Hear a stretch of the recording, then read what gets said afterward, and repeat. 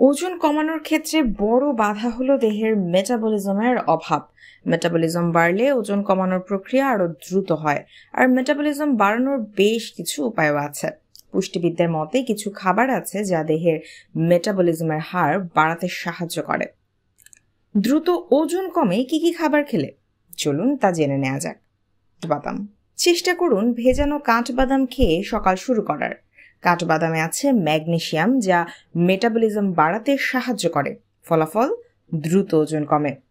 নাস্তায় রাখুন প্রোটিন। আপনি যদি ওজন কমাতে চান তাহলে অবশ্যই সকালের নাস্তায় প্রচুর পরিমাণ প্রোটিন খাওয়ার চেষ্টা করুন। দুধ, ডিম, পনির, সয়া, মসুর ডাল ইত্যাদি প্রোটিনের খুব ভালো উৎস। গরম পানি, ওজন কমাতে সাহায্য করে গরম পানি। আর আপনি যদি প্রতি ঘন্টায় 1 গ্লাস কুসুম গরম পানি খেতে পারেন, সেক্ষেত্রে আপনার দেহের মেটাবলিজম কিন্তু অনেক বৃদ্ধি পাবে, ফলে দ্রুতই ওজন কমবে। দারুচিনি, এলাচ চা, ওজন কমাতে সব ধরনের মশলা চাই অনেক গুরুত্বপূর্ণ ভূমিকা রাখে। এছাড়াও আমাদের মেটাবলিজম রেট বাড়াতে সাহায্য করে এলাচ ও দারুচিনি। সকালে গ্রিন টির সঙ্গে দারুচিনি গুঁড়া মিশিয়ে পান করতে পারুন। আর দুপুরের খাবারের পর খেতে পারেন 1 কাপ এলাচের চা। উপকার অবশ্যই পাবেন।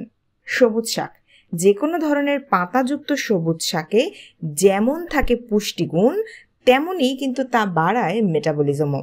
ফলে বাড়তি ওজন ঝেড়ে ফেলতে বেশি বেশি সবুজ শাকযুক্ত খাবার কিন্তু আপনি খেতেই পারেন।